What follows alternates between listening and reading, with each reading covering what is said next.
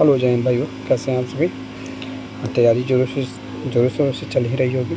तो आज हम बायोलॉजी का लास्ट टॉपिक लेकर आए हुए हैं और टॉपिक का नाम है प्राणी जगत। और ध्यान रखिएगा, इसमें ये सबसे ज़्यादा बेनिफिशियल उनके लिए ही होगा, सबसे ज़्यादा लाभदायक उनके लिए ही होगा जो पहले से थोड़ा बहुत पढ़े हुए हैं। ठीक है, यहाँ से प्रश्न आपके एग्ज़ाम में बहुत कम देखने को मिले हैं, लेकिन यह एक सेफ्टी गाइड के रूप में है कि अगर कहीं प्रश्न पूछ देता है तो उसके लिए आप हमेशा तैयार रहें। ठीक है, तो फिर आइए हम इस सेशन की शुरुआत करते हैं और समझने में कोई परेशानी नहीं होगा।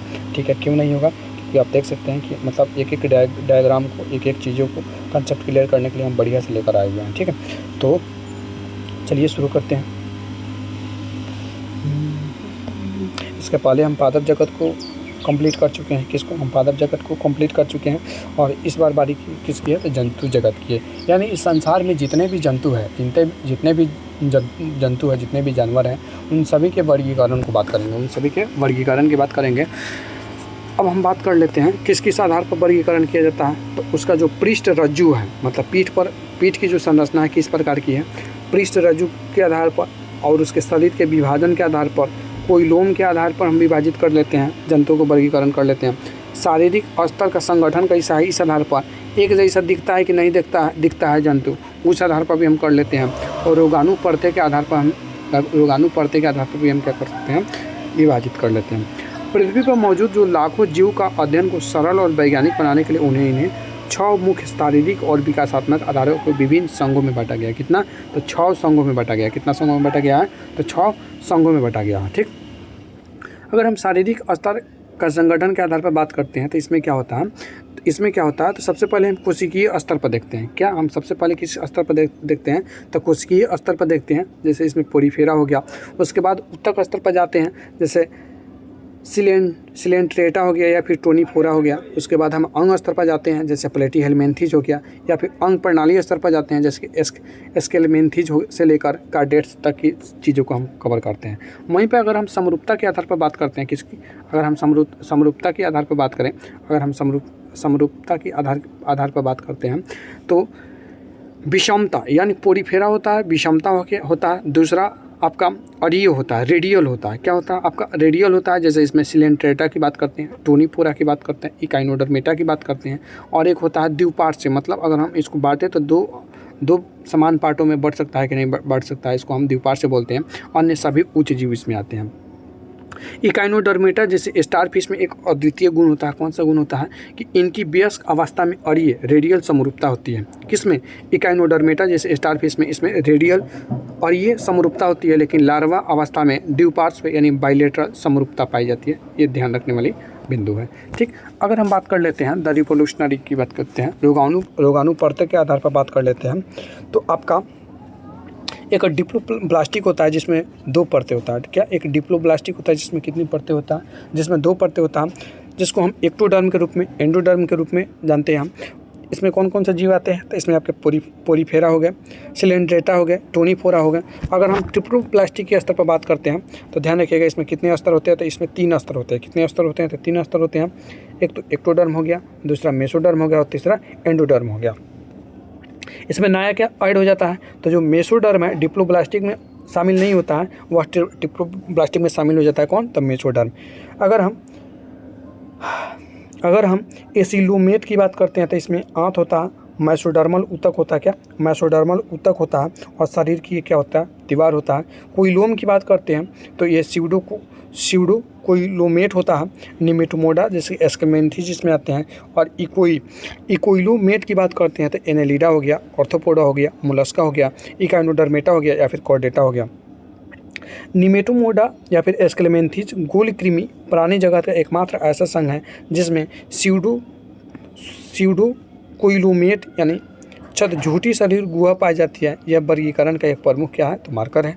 ठीक है, अब हम बात कर लेते हैं किसकी? अब हम बात कर लेते हैं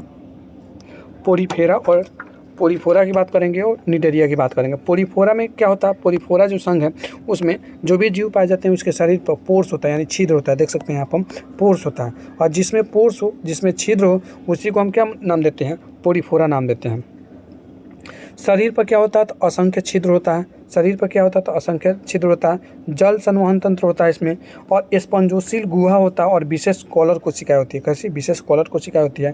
कैल्शियम कार्बोनेट का कंकाल होता है। किसका कंकाल होता है तो कैल्शियम कार्बोनेट का कंकाल होता है, और एक ऐसे होते हैं तो एक जगह स्थिर होते हैं। ठीक है, उदाहरण की बात करते हैं तो साइकॉन हो गया, स्पंजिला हो गया, साइकॉन हो गया, स्पंजिला हो गया, स्वच्छ जल का स्पंज जिसको बोलते हैं, यू स्पंजिया हो गया, बाथ स्पंज जिसको बोलते हैं। ये सभी के सभी किसके अंतर्गत आते हैं तो पोरीफेरा के अंतर्गत आते हैं।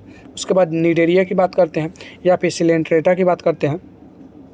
तो निडेरिया में कौन कौन से जीव आते हैं, हाइड्रा आते हैं, जेलीफिश आते हैं, ध्यान रखिएगा, हाइड्रा हो गया, जेलीफिश हो गया, ठीक है, जिसको ऑरेलिया भी बोलते हैं, सी एनीमोन होता है जिसको एडिमेसिया भी बोलते हैं। इसमें क्या होता है, शिकार और बचाव के लिए दंश कोशिकाएं पाई जाती है। क्या पाई जाती है तो शिकार और बचाव के लिए दंश कोशिकाएं पाई जाती है। शरीर के दो रूप होते हैं, एक तो पॉलिप होते हैं और दूसरा मेड्यूसा होता है। एक तो पॉलिप होता है और दूसरा मेड्यूसा होता है। मूंगा जो होता है भीति का निर्माण करते हैं। मूंगा किस चीज़ का निर्माण करते हैं तो मूंगा भीति का निर्माण करते हैं। ठीक है, पोरीफेरा जो होते हैं मुख्य रूप से समुद्री होते हैं। पोरीफेरा क्या होते हैं तो मुख्य रूप से समुद्री होते हैं, और एक ही स्थान पर क्या होते हैं तो स्थिर होते हैं। एक ऐसे जीव होते हैं तो एक ही स्थान पर स्थिर रहने वाले जीव होते हैं। स्पंजिला एकमात्र ऐसा स्पंज है जो मीठे या स्वच्छ जल में पाया जाता है। स्पंजिला एकमात्र ऐसा स्पंज है जो मीठे या स्वच्छ जल में पाया जाता है। ध्यान रखिएगा, बाद बाकी आपका जितना भी है लगभग सभी के सभी किस में पाया जाता है तो आपके समुद्र में पाया जाता है। ठीक, उसके बाद बात करते हैं हम संघ टीनोफोरा की बात करते हैं। क्या टीनोफोरा की बात करता है, इन्हें समुद्री अखरोट या कॉम्ब जेली कहते हैं। क्या, इन्हें समुद्री अखरोट, आप संरचना देखिए अखरोट जैसा दिख रहा है, इसीलिए इन्हें समुद्री अखरोट या कॉम्ब जेली कहा जाता है। यह पूरी तरीके से केवल समुद्री जीव है। अगर हम इसके एग्जाम्पल की बात करते हैं तो प्लूरो ब्राकिया हो गया, टीनोप्लाना हो गया, ये सभी की सभी टीनोफोरा के अंतर्गत आते हैं। प्लेटीहेल्मिन्थीज की बात करते हैं तो इनका जो शरीर की जो संरचना होती है प्लेट जैसा रहता है। ठीक है, प्लेटीहेल्मिन्थीज की बात करते हैं। शरीर कैसा होता है, जैसे प्लेट चपटा होता है वैसे ही शरीर क्या होता है चपटा होता है। मुख्य रूप से ये क्या होते हैं परजीवी होते हैं, और उत्सर्जन और परासरण नियंत्रक के लिए एक विशेष ज्वाला कोशिका होती है। उत्सर्जन और परासरण नियंत्रण के लिए क्या होती है एक विशेष ज्वाला कोशिका होती है। उदाहरण में बात करते हैं तो टेपवर्म हो गया, लिवर फ्लूक हो गया या प्लेनेरिया हो गया, ये सभी के सभी किस संघ से संबंधित है तो ये सभी के सभी आपके प्लेटीहेल्मिन्थीज से संबंधित है। किससे संबंधित है, प्लेटीहेल्मिन्थीज से संबंधित है। किससे संबंधित है तो प्लेटीहेल्मिन्थीज से संबंधित है। ठीक, उसके बाद बात करते हैं निमेटोडा की बात करते हैं, या फिर जिसको स्केलमेंथीज भी बोलते हैं। जनरलिस्ट जो गोल कृमि होते हैं, शरीर बेलनकार होता है। इनकी शरीर की रचना की बात करते हैं। अगर हम शरीर की रचना की बात करते हैं तो शरीर कैसा होता है बेलनकार होता है। पौधे और जानवरों में रोग पैदा करने वाले ये परजीवी होते हैं निमेटोडा जो होते हैं। उदाहरण की बात करते हैं तो एस्केरिस हो गया, बुचेरेरिया हो गया, ठीक है, और इंसाइलोस्टोमा हो गया। ये सभी आपके निमेटोडा या फिर स्केलमिन्थीज के अंतर्गत आते हैं। ठीक, उसके बाद हम एनिलिडा की बात करते हैं। तो शरीर छलेदार और खंडित होते हैं। खंड बटा हुआ रहता है, जैसे यहाँ पर देख सकते हैं। शरीर क्या होता है छलीदार, छला जैसा होता है और खंडित होता है। उत्सर्जन के लिए क्या होता है तो नेफ्रेडिया अंग होता है। बंद परिसंचरण तंत्र होता है। इसमें कैसा परिसंचरण तंत्र होता है तो बंद परिसंचरण तंत्र होता है। जैसे केचुआ हो गया, जोक हो गया और नेरिस हो गया, बहुत इंपॉर्टेंट है। जो केचुआ है किस संघ के अंदर आता है तो एनिलिडा के अंतर्गत आता है। केचुआ किस संघ के अंतर्गत आता है तो एनिलिडा संघ के अंतर्गत आता है, इसको ध्यान रखिएगा। एनिलिडा प्राणी जगत का पहला समूह है जहाँ हमें सच्चा कोइलोम यानी ट्रू कोलम, पूर्ण शरीर विभाजन और बंद परिसंचरण तंत्र देखने को मिलता है। इस बात को भी क्या कीजिएगा आप ध्यान रखिएगा। ठीक, उसके बाद बात करते हैं ऑर्थोपोडा की। यह संपूर्ण प्राणी जगत का सबसे बड़ा संघ है। प्राणी जगत का सबसे बड़ा संघ कौन सा है तो प्राणी जगत का जो सबसे बड़ा संघ है आपका यह ऑर्थोपोडा है। प्राणी जगत का सबसे बड़ा संघ कौन सा है तो प्राणी जगत का जो सबसे बड़ा संघ है वो आपका ऑर्थोपोडा है।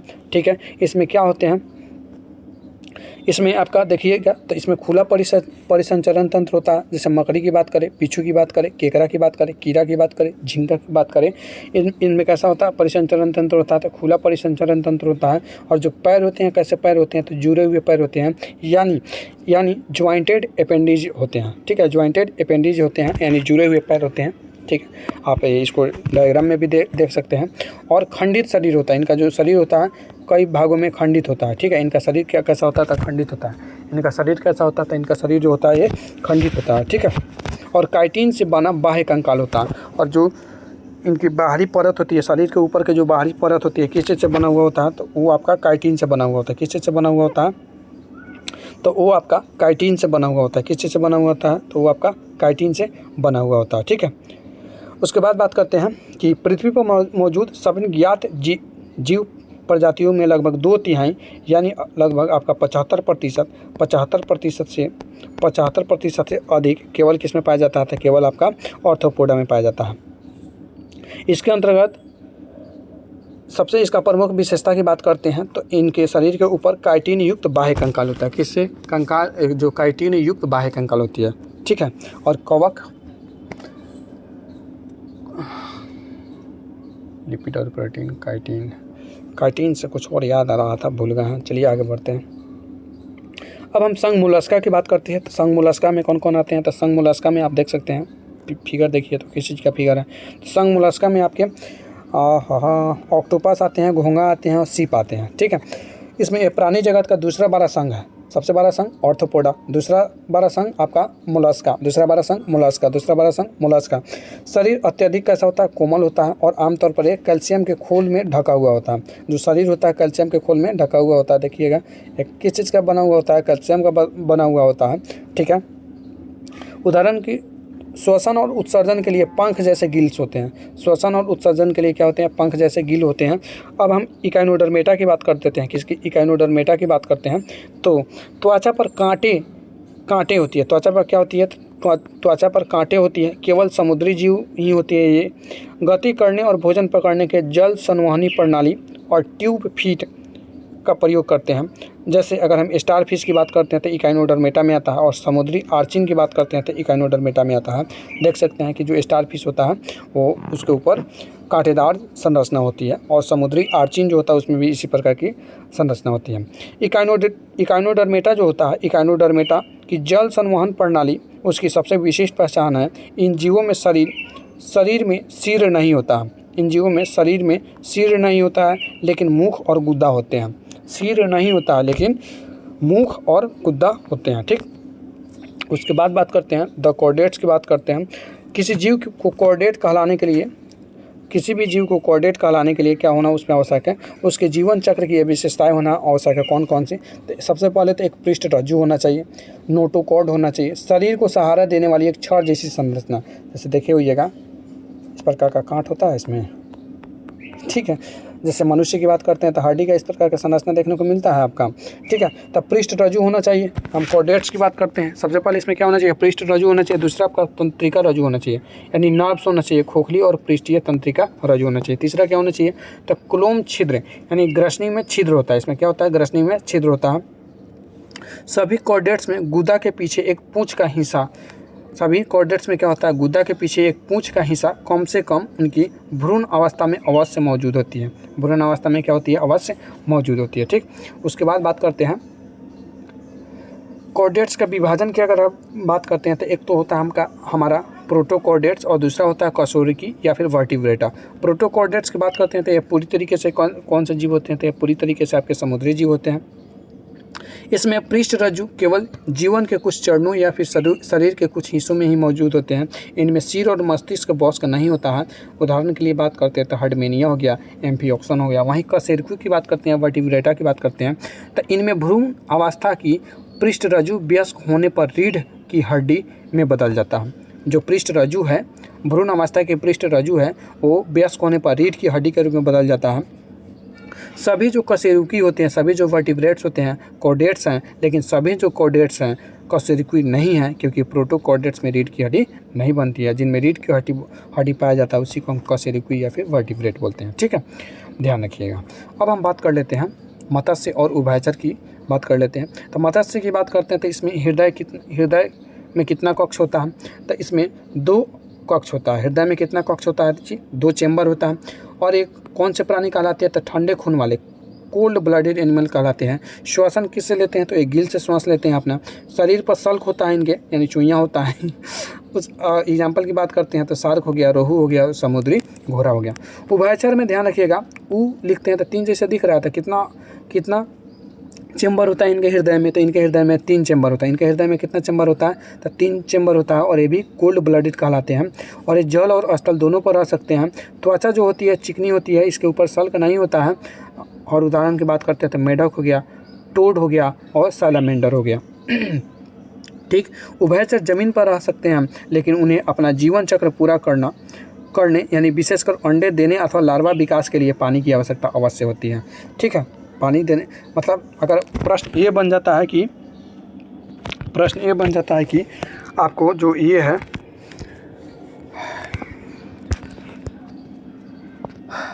मेढक को उभयचर क्यों कहा जाता है? मेढक को उभयचर केवल इसलिए नहीं कहा जाता है क्योंकि वह जल और स्थल दोनों पर आते हैं, बल्कि इनको जीवन चक्र पूरा करने के लिए यानी प्रजनन करने के लिए जल की आवश्यकता होती है, इसलिए इनको उभयचर कहा जाता है। इस बात को भी ध्यान रखिएगा। ठीक है, थोड़ा अच्छे स्तर के अच्छे लेवल के प्रश्न बन जाते हैं तो फिर उसको भी आप जवाब देने में सक्षम होंगे। ठीक, अब हम बात कर लेते हैं सरीसृप की, रेप्टाइल्स की बात करेंगे, पक्षी की बात करेंगे और फिर स्तनधारी यानी मैमेलिया की बात करेंगे। ठीक है, सरीसृप किसको बोलेंगे? सरीसृप की बात करते हैं।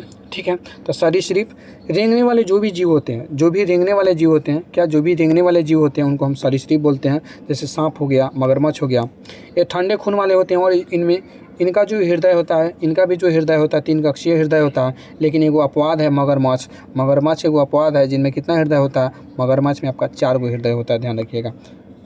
मगरमच्छ में कितना हृदय होता है? तो 4 हृदय होता है। अगर इसके उदाहरण की बात करते हैं, सरीसृप के उदाहरण की बात करते हैं तो आपके सांप हो गया, छिपकली हो गया, कछुआ हो गया और मगरमच्छ हो गया। ठीक है, पक्षी की बात करें, पक्षी की अगर हम बात करते हैं तो ये गर्म खून वाले कहलाते हैं, वार्म ब्लडेड होते हैं और इनमें हृदय कितना होता है, कितना कक्ष होता है? तो 4 कक्ष होता है। आगे के पैर जो होते हैं पंखों में रूपांतरित हुए रहते हैं। शरीर पंखों से ढका हुआ होता है। शरीर किससे ढका हुआ होता है? तो पंखों से ढका हुआ होता है। और उदाहरण की बात करते हैं तो जितने भी पक्षी होते हैं जैसे कबूतर हो गया, तोता हो गया, पेंगुइन हो गया, शुतुरमुर्ग हो गया, सभी के सभी।